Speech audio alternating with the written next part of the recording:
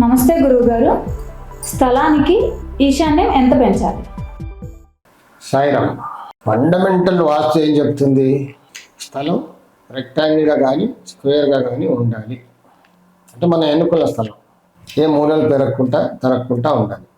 అలాగే దక్షిణంలో పశ్చిమంలో గొయ్యి ఉండకూడదు, ఉత్తరం ఎత్తుగా ఉండకూడదు, పశ్చిమం కూడా ఎత్తుగా ఉండకూడదు. కంపస్కి కరెక్ట్గా ఉండాలి. కానీ కంపస్కి కరెక్ట్గా 90 degrees ఉండాలంటే ఈ రోజుల్లో అలాంటి స్థలాలు దొరకడం కొంచెం ఇబ్బందికరంగానే ఉంది. కొంచెం టెలిటేషన్ అంటూ ఉంటుంది. 45 degrees తిరిగిన స్థలాలు కూడా ఉన్నాయి. మొత్తం దిక్కుమూడు ఏర్పడిన స్థలాలు కూడా ఉంటున్నాయి. ఇప్పుడు లేఅవుట్ చేసేస్తున్నారు, అమ్మేస్తున్నారు, కొనుక్కుంటున్నారు. పాపం కట్టుకునేటప్పుడు కొంచెం ఇబ్బంది. అలాంటి స్థలాలకు కూడా ఎలా కట్టుకోవాలని ఒక పద్ధతి ఉంది. దిక్కుమూడ మేరిన పడిన ప్లాట్లు కూడా అలా పద్ధతి ప్రకారం కట్టుకుంటే హాయిగా ఉంటారు. సో ఫండమెంటల్ ప్రిన్సిపల్ అది.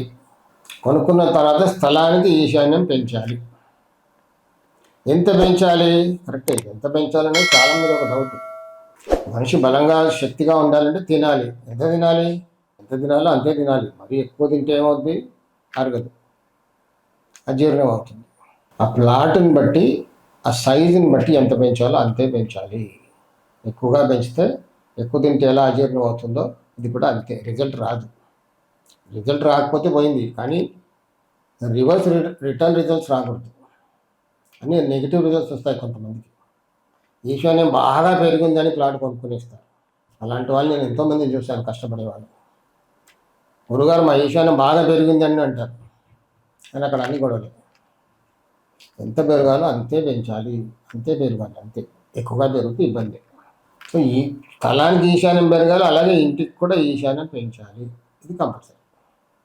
లేదు ఊరికే స్థలానికి ఈశాన్యం పెంచావు, ఇంటికి స్క్వేర్గా కట్టుకున్నావు అంటే కూడా దానివల్ల కొన్ని అనర్థాలు జరిగిపోతాయి. లేదు ఊరికే ఇంటికే ఈశాన్యం ఉందండి, స్థలం స్క్వేర్గా ఉంది, అప్పుడు కూడా అనర్థాలు జరుగుతాయి. రెండు, స్థలానికి ఈశాన్యం పెరగాలి, ఇంటికి కూడా ఈశాన్యం పెరగాలి. ఎంత పెంచాలి అన్నది ఆ ప్లాట్ సైజు, అక్కడ ఉన్న బలాన్ని బట్టి పెంచాలి. అంటే 1-2 inches, 1 inch, ½ inch కూడా సరిపోతుంది. అప్పుడే మంచి రిజల్ట్స్ ఉంటాయి. ఈశాన్యం పెరగడంలో 3 పద్ధతులు ఉంటాయి. ఒకటేమో ఈశాన్యం పెంచడం, అంటే ఉత్తర ఈశాన్యం, ఉత్తరం, తూర్పు 2 కలిసి పెరుగుతాయి మూల. దాన్ని ఈశాన్యం పెంచడం అంటాం, ఈశా ప్రాచి. లేదా ఊరికే ఉత్తర ఈశాన్యమే పెంచడం, లేదా ఊరికే తూర్పు ఈశాన్యమే పెంచడం. ఏది పెంచామో ఇంటికి కూడా అదే పెంచాలి. పెంచి అలా కట్టుకోవాలంటే ఈశాన్యం పెంచామనుకోండి, అంటే తూర్పు ఈశాన్యం, ఉత్తర ఈశాన్యం 2 పెంచామనుకోండి, ఇంటికి కూడా తూర్పు ఈశాన్యం, ఉత్తర ఈశాన్యం పెరిగేలాగా ప్యారలల్గా ఉత్తరం గోడకి, ఇంటి ఉత్తరం గోడకి, బయట ప్రహరీ గోడకి ప్యారలల్గా ఉంటాయి. అలాగే తూర్పు ఈశాన్యం పెంచాం, తూర్పు ప్రహరీ గోడకి, ఇంటి తూర్పు గోడకి 2 కూడా ప్యారలల్గా ఉంటాయి. ఏదో ఊరికే ఉత్తర ఈశాన్యమే పెంచాం ఇంటికి, ప్రహరీకి, అలాగే ఇంటికి కూడా ఉత్తర ఈశాన్యమే పెంచాలి. 2 కూడా ప్యారలల్గా ఉండాలి. ఊరికే తూర్పు ఈశాన్యమే పెంచాం ప్రహరీకి, ఇంటికి కూడా ఊరికే తూర్పు ఈశాన్యమే పెంచాలి. ఈ 2, ఇంటి లైన్ తూర్పు లైను, ప్రహరీ లైన్ 2 కూడా ప్యారలల్గా ఉండాలి. అప్పుడే సంపూర్ణమైన ఫలితాలు ఉంటాయి. చాలామంది ఏం చేస్తుంటారంటే ఈశాన్యం పెంచితే బాగుంటుంది అని చదివామని చాలా పెంచేస్తారు. అలా పెంచకూడదు.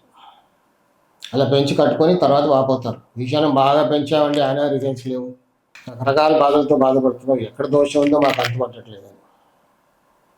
దానికి కారణం ఏంటంటే ఈశాన్యం అతిగా పెంచడం. అలా పెంచకూడదు. సాయి రక్ష.